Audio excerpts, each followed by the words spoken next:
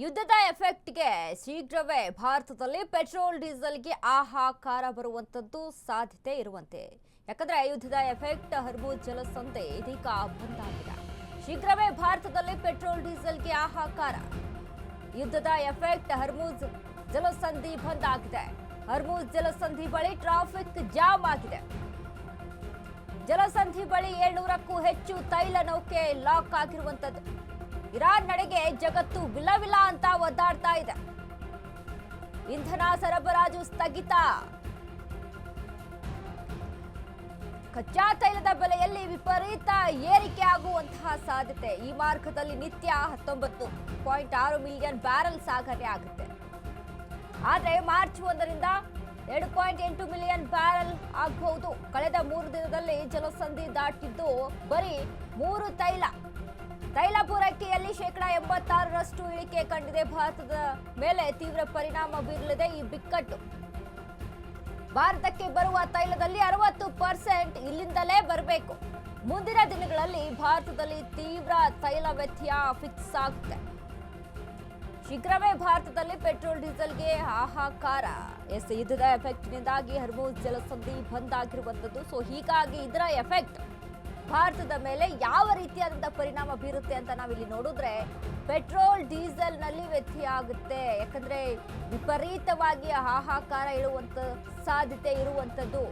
ಇಲ್ಲಿಂದಾನೇ ಭಾರತಕ್ಕೆ petrol diesel ಪೂರೈಕೆ ಆಗಬೇಕು. ಬಟ್ ಅಲ್ಲಿ ಹಾರ್ಮುಜ್ ಸ್ಥಗಿತಗೊಂಡಿರುವಂತದ್ದು, ಅಂದ್ರೆ ಫುಲ್ ಟ್ರಾಫಿಕ್ ಆಗಿ ಸ್ಥಗಿತಗೊಂಡಿರುವಂತದ್ದು. ಮಾರ್ಗದಲ್ಲಿ ನಿತ್ಯ 19.6 ಮಿಲಿಯನ್ ಬ್ಯಾರೆಲ್ ಸಾಗಣೆ ಆಗುತ್ತೆ. ಮಾರ್ಚ್ 1ರಿಂದ 2.8 ಮಿಲಿಯನ್ ಬ್ಯಾರೆಲ್ ಸರಬರಾಜು ಆಗಬಹುದು. ಕಳೆದ 3 ದಿನಗಳಲ್ಲಿ ಜಲಸಂಧಿ ಇದೀಗ ಬಂದ್ ಆಗಿರುವಂತಹ ವಿಚಾರಕ್ಕೆ ಸಂಬಂಧಪಟ್ಟಂತೆ ಪೆಟ್ರೋಲ್ ಡೀಸೆಲ್ ಕುರಿತಾಗಿ ಹಾಹಾಕಾರ ಏಳುವಂತ ಸಾಧ್ಯತೆ ಹೆಚ್ಚಾಗಿ ಇದೆ.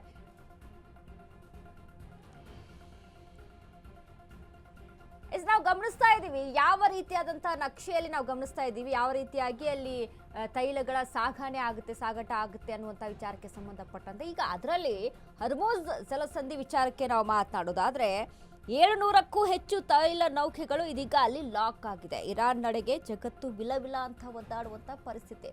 ಸೊ ಮ್ಯಾಪ್ ಅಲ್ಲಿ ಗಮನಿಸ್ತಾ ಇದ್ವಿ, ಇರಾನ್ನಿಂದ ಅಲ್ಲಿ ಹರ್ಮುಜ್ ಜಲಸಂಧಿಯಿಂದ ಅಲ್ಲಿ ಪಾಸ್ ಆಗಬೇಕಾಗುತ್ತೆ. ಬಟ್ ಹರ್ಮುಜ್ ಜಲಸಂಧಿ ಲಾಕ್ ಆಗಿರುವಂತಹ ವಿಚಾರಕ್ಕೆ ಸಂಬಂಧಪಟ್ಟಂತೆ 700ಕ್ಕೂ ಹೆಚ್ಚು ತೈಲ ನೌಕೆಗಳು ಅಲ್ಲಿ ಲಾಕ್ ಆಗಿದೆ. ಸೊ ಅಲ್ಲಿಂದಾನೆ 60% ತೈಲ ಸರಬರಾಜು ಆಗಬೇಕು. ಬಟ್ ಇದೀಗ ಇರಾನ್ ಮಾಡ್ತಾ ಇರುವಂತಹ ದಾಳಿಯಿಂದಾಗಿ ಜಗತ್ತು ವಿಲವಿಲ ಅಂತ ಒದ್ದಾಡುವಂತಹ ಪರಿಸ್ಥಿತಿ ಎದುರಾಗಿರುವಂಥದ್ದು. ಈಗಾಗಲೇ ಗಮನಿಸ್ತಾ ಇದ್ದೀವಿ ನಾವು ಯಾವ ರೀತಿಯಲ್ಲಿ ಜಾಗತಿಕವಾಗಿ ಅಲ್ಲಿ ತೊಂದರೆ ಆಗುತ್ತೆ, ಭಾರತದ ಮೇಲೆ ಯಾವ ರೀತಿಯಾದಂತಹ ಎಫೆಕ್ಟ್ಗಳು ಬೀರುತ್ತೆ ಈ ಒಂದು ವಿಚಾರಕ್ಕೆ ಸಂಬಂಧಪಟ್ಟಂತೆ ಅಂತ. ಬಟ್ ಇದೀಗ ಯುದ್ಧದ ಎಫೆಕ್ಟ್ನಿಂದಾಗಿ ಒಂದು ಕಡೆ ಬಂಗಾರ ಬೆಳ್ಳಿಯ ರೇಟ್ ಒಂದು ಕಡೆ ಜಾಸ್ತಿ ಆದರೆ ಮತ್ತೊಂದು ಕಡೆ ತೈಲದ ವಿಚಾರಕ್ಕೆ ಸಂಬಂಧಪಟ್ಟಂತೆ ಹೆಚ್ಚಾಗಿ ಹಾಹಾಕಾರ ಏಳುವಂಥದ್ದು ಸಾಧ್ಯತೆ ಹೆಚ್ಚಿರುವಂಥದ್ದು. 60% ತೈಲ ಅಲ್ಲಿಂದ ನಮಗೆ ಸರಬರಾಜು ಆಗುತ್ತೆ. ಸೊ ಹೀಗಾಗಿ ಇಂಧನ ಸರಬರಾಜು ಸ್ಥಗಿತ ಆಗಿರುವಂತಹ ವಿಚಾರಕ್ಕೆ ಸಂಬಂಧಪಟ್ಟಂತೆ ಭಾರತದಲ್ಲಿ ವ್ಯತ್ಯಯ ಆಗುವಂತ ಚಾನ್ಸಸ್ಗಳು ಹೆಚ್ಚಾಗಿ ಇದೆ. ಸೊ ಈಗಾಗಲೇ ಜನ ಒದ್ದಾಡ್ತಾ ಇದ್ದಾರೆ ಯಾವ ರೀತಿಯಾಗಿ ಇದನ್ನ ಪೂರೈಸ್ಕೊಳ್ಬೇಕಪ್ಪ ಅನ್ನುವಂತಹ ವಿಚಾರಕ್ಕೆ ಸಂಬಂಧಪಟ್ಟಂತೆ. ಈಗ ಮತ್ತೊಂದು ಎಫೆಕ್ಟ್ ಆಗಿರುವಂಥದ್ದು ಈ ಮಾರ್ಗದಲ್ಲಿ ನಿತ್ಯ ನಾವು ಅಲ್ಲಿ ಗಮನಿಸ್ದಾಗೆ 19.6 ಮಿಲಿಯನ್ ಬ್ಯಾರೆಲ್ ಸಾಗಣೆ ಆಗುತ್ತೆ. ಬಟ್ ಮಾರ್ಚ್ 1ರಿಂದ 2.8 ಮಿಲಿಯನ್ ಬ್ಯಾರೆಲ್ ಸರಬರಾಜು ಆಗಬಹುದು. ಕಳೆದ 3 ದಿನದಲ್ಲಿ ಜಲಸಂಧಿ ದಾಟಿದ್ದು ಬರೀ 3 ತೈಲ ನೌಕೆ. ಸೊ ಹೀಗಾಗಿ ತೈಲ ಪೂರೈಕೆಯಲ್ಲಿ 86% ಇಳಿಕೆಯನ್ನ ಕಂಡಿದೆ. ಸೊ ಈಗ ಏನು ಇಸ್ರೇಲ್, ಅಮೆರಿಕ ಮತ್ತು ಇರಾನ್ ನಡುವೆ ಯುದ್ಧ ನಡೀತಾ ಇದೆ. ಸೊ ಇದ ಒಂದು ವಿಚಾರಕ್ಕೆ ಸಂಬಂಧಪಟ್ಟಂತೆ ಸದ್ಯಕ್ಕೆ 3 ದಿನದಿಂದ ಅಲ್ಲಿ ಪಾಸ್ ಆಗಿರುವಂತದ್ದು ಕೇವಲ 3 ನೌಕೆಗಳು ಮಾತ್ರ. ಎಷ್ಟರ ಮಟ್ಟಿಗೆ 86% ಅಲ್ಲಿ ಇಳಿಕೆಯಲ್ಲಿ ಕಾಣಿಸ್ತಾ ಇದೆ. ಸೊ ಇದನ್ನ ಗಮನಿಸಿ ನೋಡಿದಾಗ ಭಾರತಕ್ಕೆ ಬರುವ ತೈಲದಲ್ಲಿ 60% ಇಲ್ಲಿಂದಾನೇ ಬರಬೇಕು, ಹರ್ಮುಜ್ನಿಂದಾನೇ ದಾಟ್ಕೊಂಡು ಬರಬೇಕು. ಬಟ್ ಅಲ್ಲಿ ಟ್ರಾಫಿಕ್ ಜಾಮ್, ಅಂದ್ರೆ 700ಕ್ಕೂ ಹೆಚ್ಚು ತೈಲ ನೌಕೆಗಳು ಅಲ್ಲಿ ಲಾಕ್ ಆಗಿದೆ. ಸೊ ಇದನ್ನೆಲ್ಲ ಗಮನಿಸ್ಕೊಂಡು ನೋಡಿದಾಗ ಯುದ್ಧದ ಎಫೆಕ್ಟ್ ಭಾರತದ ಮೇಲೆ ಸಾಕಷ್ಟು ರೀತಿಯಾದಂತಹ ಪರಿಣಾಮ ಬೀಳುವಂತಹ ಚಾನ್ಸಸ್ಗಳು ಹೆಚ್ಚಾಗಿ ಕಾಣಿಸ್ತಾ ಇದೆ.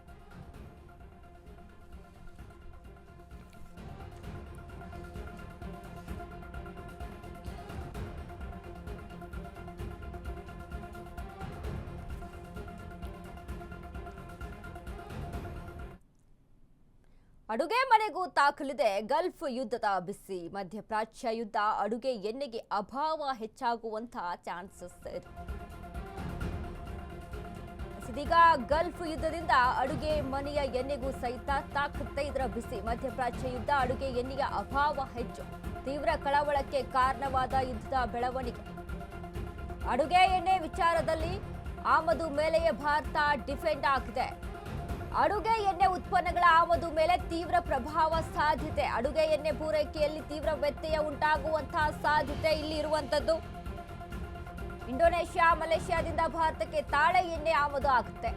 ಅರ್ಜೆಂಟೀನಾ, ಬ್ರೆಜಿಲ್, ಅಮೆರಿಕಾದಿಂದ ಸೋಯಾ ಎಣ್ಣೆ ಆಮದು ಆಗುತ್ತೆ. ರಷ್ಯಾ, ಉಕ್ರೇನ್ನಿಂದ ಸೂರ್ಯಕಾಂತಿ ಎಣ್ಣೆ ಆಮದು ಆಗುತ್ತೆ. ಹರ್ಮುಜ್ ಸುಯಜ್ ಜಲಸಂಧಿ ಮೂಲಕವೇ ಈ ಆಮದು ಪ್ರಕ್ರಿಯೆ ನಡೆಯುವಂತದ್ದು. ಇದೀಗ ಹರ್ಮುಜ್ ಜಲಸಂಧಿಯಲ್ಲಿ ಉದ್ವಿಗ್ನ ಸ್ಥಿತಿ. ಪೂರೈಕೆ ಬಂದ್ ಆಗಿದೆ.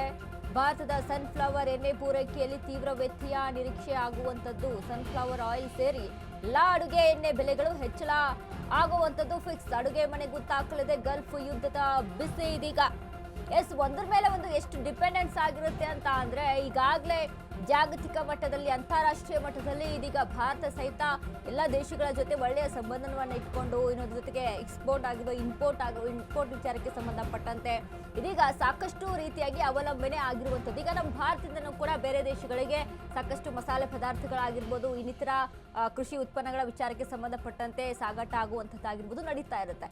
ಇನ್ನು ನಮಗೆ ಇದೀಗ ಇರಾನ್ ಅಥವಾ ಬೇರೆ ದೇಶಗಳಿಂದ ಯಾವ ಮಟ್ಟಿಗೆ ಅಲ್ಲಿ ಆಮದು ಆಗುತ್ತೆ ಅಂತ ನಾವು ಇಲ್ಲಿ ಗಮನಿಸ್ಕೊಂಡು ನೋಡೋದಾದ್ರೆ, ಇಂಡೋನೇಷ್ಯಾ, ಮಲೇಷ್ಯಾದಿಂದ ಭಾರತಕ್ಕೆ ತಾಳೆ ಎಣ್ಣೆ ಆಮದು ಆಗುತ್ತೆ. ಇನ್ನು ಅರ್ಜೆಂಟೀನಾ, ಬ್ರೆಜಿಲ್, ಅಮೆರಿಕಾದಿಂದ ಸೋಯಾ ಎಣ್ಣೆ ಆಮದು ಆಗುತ್ತೆ.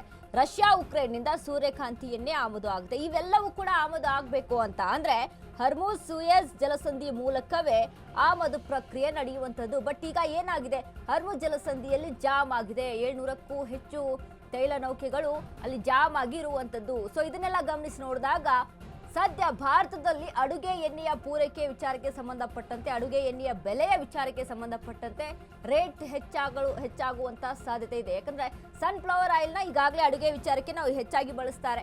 ಸೊ ಸನ್ಫ್ಲವರ್ ಆಯಿಲ್ ಕೂಡ ಹೆಚ್ಚಿನ ಒಂದು ಬೆಲೆಯಲ್ಲಿ ದಾಟುವಂತ ನಿರೀಕ್ಷೆ ಇರುವಂತದ್ದು.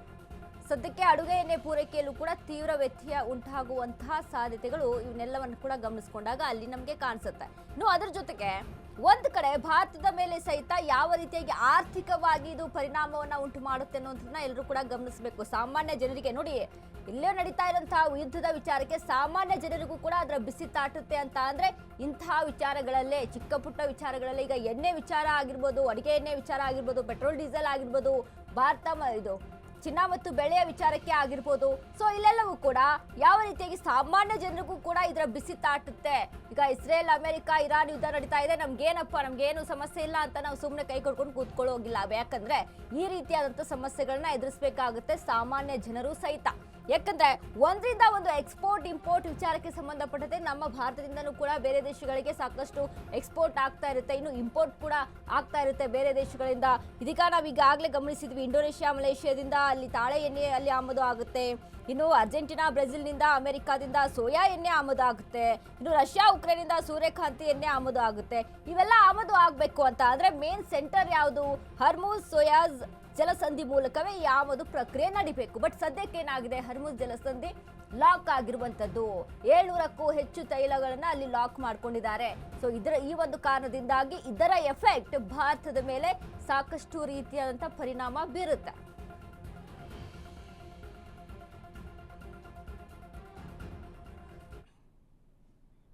ಖಮೇನಿ ಬೆನ್ನಲ್ಲೇ ಇರಾನ್ ಅಧ್ಯಕ್ಷನ ಹತ್ಯೆ ಆಗುತ್ತಾ ಅನ್ನುವಂತ ಪ್ರಶ್ನೆಗಳು ಮೂಡ್ತಾ ಇದೆ. ಅಲಿ ಖಮೇನಿ ಆಯ್ತು, ಈಗ ಇರಾನ್ ಅಧ್ಯಕ್ಷರೇ ಟಾರ್ಗೆಟ್ ಅನ್ನುವಂಥದ್ದು ಕಾಣಿಸ್ತಾ ಇದೆ. ಖಮೇನಿ ಬೆನ್ನಲ್ಲೇ ಇರಾನ್ ಅಧ್ಯಕ್ಷನ ಹತ್ಯೆ ಆಗೋಯ್ತಾ? ಅಲಿ ಖಮೇನಿ ಆಯ್ತು, ಈಗ ಇರಾನ್ ಅಧ್ಯಕ್ಷರೇ ಟಾರ್ಗೆಟ್. ಯುದ್ಧ ಸಮಾಪ್ತಿಗೆ ಇಸ್ರೇಲ್ನಿಂದ ಭಯಂಕರ ವಾರ್ ನಡೀತಾ ಇದೆ. ಮಸೂದ್ ಪೆಜೆಶ್ಕಿಯಾನ್ ಮುಗಿಸಲು ಇಸ್ರೇಲ್ ಯತ್ನವನ್ನ ನಡೆಸ್ತಾ ಇದೆ. ಇರಾನ್ ಅಧ್ಯಕ್ಷರ ಕಚೇರಿ ಮೇಲೆ ಮಿಸೈಲ್ ಸುರಿಮಳೆ ಆಗ್ತಾ ಇರುವಂತದ್ದು. ಟೆಹರಾನ್ನಲ್ಲಿರುವಂತಹ ಪೆಜೆಶ್ಕಿಯಾನ್ ಕಚೇರಿ ಉಡಿಸ್ತಾಗಿದೆ. ದಾಳಿ ವೇಳೆ ಇರಾನ್ ಅಧ್ಯಕ್ಷರು ಅಲ್ಲಿದ್ರಾ ಅಥವಾ ಇಲ್ವೇ ಅನ್ನುವಂತಹ ಪ್ರಶ್ನೆ. ಇಸ್ರೇಲ್ ದಾಳಿಯಲ್ಲಿ ಪೆಜೆಶ್ಕಿಯಾನ್ ಬಲಿಯಾದ್ರ ಅಥವಾ ಇಲ್ವಾ? ಸದ್ಯಕ್ಕೆ ಇಲ್ಲ ಇರಾನ್ ಅಧ್ಯಕ್ಷ ಸಾವಿನ ಮಾಹಿತಿ. ಒಂದೊಮ್ಮೆ ಪೆಜೆಶ್ಕಿಯಾನ್ ಸತ್ತರೆ ಇರಾನ್ಗೆ ಭಾರಿ ಆಘಾತ ಆಗುವಂಥದ್ದು ಫಿಕ್ಸ್. ರಾಷ್ಟ್ರೀಯ ಭದ್ರತಾ ಮಂಡಳಿ ಕಟ್ಟಡದ ಮೇಲೂ ದಾಳಿ ಆಗ್ತಾ ಇದೆ. ಮೊನ್ನೆ ಇಸ್ರೇಲ್ ಪ್ರಧಾನಿ ಕಚೇರಿ ಮೇಲೆ ಇರಾನ್ ಅಟ್ಯಾಕ್ ಅನ್ನ ಮಾಡಿತು. ಇರಾನ್ ದಾಳಿಯಿಂದ ಕೆರಳಿ ಕೆಂಡವಾಗಿದ್ದಂತ ಇಸ್ರೇಲ್ ಸೇನೆ ಮಸೂದ್ ಪೆಜೆಶ್ಕಿಯಾನ್ ಹತ್ಯೆಗಾಗಿ ಕ್ಷಿಪಣಿಗಳ ಸುರಿಮಳೆಯನ್ನ ಸುರಿಸ್ತಾ ಇದೆ. ಇಸ್ರೇಲ್ ಅಟ್ಯಾಕ್ ಬಗ್ಗೆ ಇನ್ನೂ ಸ್ಪಷ್ಟಪಡಿಸಿದ ಇರಾನ್. ಖಮೇನಿ ಬೆನ್ನಲ್ಲೇ ಇದೀಗ ಇರಾನ್ ಅಧ್ಯಕ್ಷರ ಹತ್ಯೆ ಆಗೋಯ್ತಾ ಅನ್ನುವಂತ ಪ್ರಶ್ನೆ. ಯಾಕಂದ್ರೆ ಯುದ್ಧದ ವಿಪರೀತ ಯಾವ ರೀತಿಯಾಗಿ ಭೀಕರತೆಯನ್ನ ಅಲ್ಲಿ ತಾಳ್ತಾ ಇದೆ ಅಂತ ನಾವು ಗಮನಿಸ್ತಾ ಹೋದ್ರೆ ಟಾರ್ಗೆಟ್ ಮಾಡಿ ಹೊಡಿತಾ ಇರುವಂತದ್ದು. ಇಸ್ರೇಲ್ ಒಂದು ರೀತಿಯಾಗಿ ಟಾರ್ಗೆಟ್ ಮಾಡಿ ಹೊಡೆದ್ರೆ ಇರಾನ್ ಒಂದು ರೀತಿಯಾಗಿ ಟಾರ್ಗೆಟ್. ಅದರ ಮಧ್ಯೆ ಈಗ ಅಮೆರಿಕ ಸಹಿತ ಇಸ್ರೇಲ್ ಜಂಟಿ ದಾಳಿ ಏನ್ ನಡೆಸ್ತಾ ಇದೆ, ಇದರಿಂದ ಟೆಹರಾನ್ ಅಲ್ಲಿರುವಂತಹ ಪೆಜೆಶ್ಕಿಯಾನ್ ಕಚೇರಿ ಉಡಿ ಸಾಯ್ತಾ ಅನ್ನುವಂತ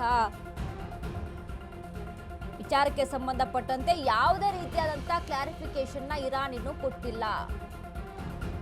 ಸದ್ಯಕ್ಕೆ ಇಲ್ಲ ಇರಾನ್ ಅಧ್ಯಕ್ಷನ ಸಾವಿನ ಮಾಹಿತಿ, ಯಾವುದೇ ರೀತಿಯಾದಂತಹ ಸಾವಿನ ಸುಳಿವು ಕೊಟ್ಟಿಲ್ಲ, ಮಾಹಿತಿಯನ್ನ ಕೊಟ್ಟಿಲ್ಲ ಅನ್ನುವಂಥದ್ದು ಗೊತ್ತಾಗ್ತಾ ಇದೆ.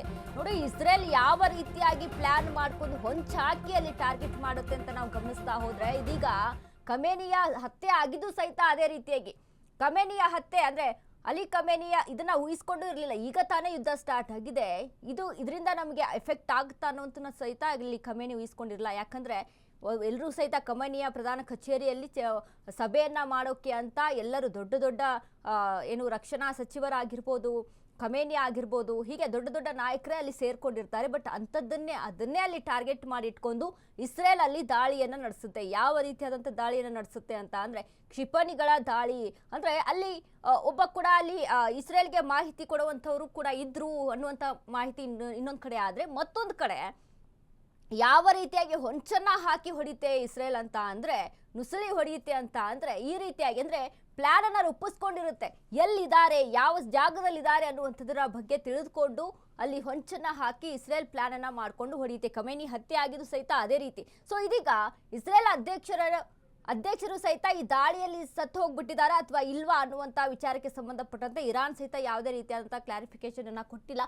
ಒಂದು ರೀತಿ ಅದೇ ಆಗಿದ್ರೆ ಕಳೆದ ಬಾರಿ ಸಹಿತ ನಾವು ಖಮೇನಿಯ ಹತ್ಯೆಯಲ್ಲಿ ನಾವು ಗಮನಿಸಿದ್ವಿ. ಅಮೆರಿಕ ಅಧ್ಯಕ್ಷ ಟ್ರಂಪ್ ಆಗಿರ್ಬೋದು, ಇನ್ನು ಇಸ್ರೇಲ್ನ ಪ್ರಧಾನಿ ಸಹಿತ ಇದ್ರ ಬಗ್ಗೆ ಖಚಿತವನ್ನ ಪಡಿಸಿದ್ರು. ಅಂದ್ರೆ ಖಮೇನಿ ಸತ್ತು ಹೋದ್ರು ಅನ್ನುವಂಥ ವಿಚಾರಕ್ಕೆ ಫೋಟೋವನ್ನ ತೆಗೆದುಕೊಂಡು ಅದ್ರ ವಿಚಾರಕ್ಕೆ ಅಲ್ಲಿ ಏನು ಕ್ಲಾರಿಫಿಕೇಶನ್ ಅನ್ನ ಕೊಟ್ಟಿದ್ರು. ಬಟ್ ಇಲ್ಲಿ ಯಾವುದೇ ರೀತಿಯಾದಂಥ ಕ್ಲಾರಿಫಿಕೇಶನ್ ಇನ್ನೂ ಕೊಟ್ಟಿಲ್ಲ.